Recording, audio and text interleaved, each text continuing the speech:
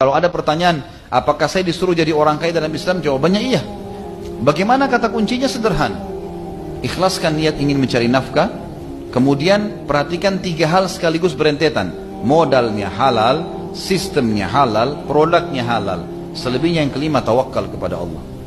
Maka dipastikan akan Allah bukakan rezekinya. Dan ini menjadi orang kaya penting. Saya mengajak seseorang sholat di masjid, saya dapat pahala 10 misalnya. Orang yang saya ajak sholat bersama saya, dia juga dapat 10, tapi karena saya yang ajak dia, maka saya akan dapat pahala 10 lagi seperti dia, tanpa dikurangi pahala dia, karena saya yang ajak.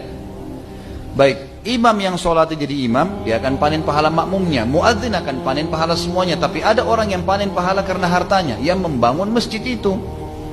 Kalau kita nggak punya harta, nggak bangun masjid, dari mana kita bisa dapat pahala?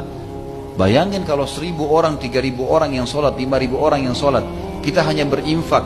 Dan ingat teman-teman, berinfak ke masjid ini walaupun bukan kita bangun semua, kembali kepada hadis Nabi SAW yang sahih berbunyi, siapa yang membangun rumah Allah di muka bumi sebesar cakaran kaki burung, atau dalam riwayat lain dikatakan seperti sarang burung, kita sumbang 1000 rupiah, 5000 rupiah, semampu kita, gitu kan? Maka akan dibangunkan baginya istana di surga. Artinya kita punya andil di pahala itu. Ini penting sekali untuk dilakukan.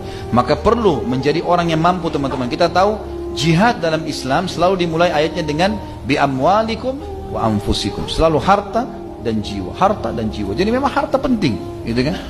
Jadi kita boleh mencari nafkah, boleh mencari harta yang banyak, teman-teman sekalian, dan tidak ada batas dalam Islam. Yang penting halal, gitu kan? Sampai Abdurrahman ibn Auf, ya, pada saat mau meninggal, pada saat beliau meninggal mau dibangun, mau dibagi hartanya, radhiyallahu anhu, itu sampai emasnya bertumpuk di gudang, sudah banyak diinfakkan, tapi masih banyak tertumpuk, mau dibagi ahli waris, sampai di kampak. Yang ngampak itu tangannya memar karena banyaknya emas yang ditinggalkan. Islam dibolehkan itu, tidak ada masalah. Bahkan Nabi SAW mengatakan, engkau meninggalkan ahli warismu dalam keadaan mereka tidak minta-minta, punya kekayaan yang ditinggalkan, jauh lebih mulia daripada mereka mengemis pada orang lain. Terus begitu. Dan kita disuruh bekerja, teman-teman sekalian, jangan malas.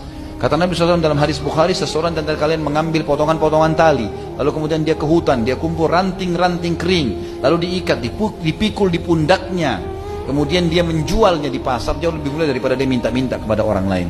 Kita disuruh berusaha, bekerja, terus ikhtiar, gitu kan? Dan ini dibolehkan. Dan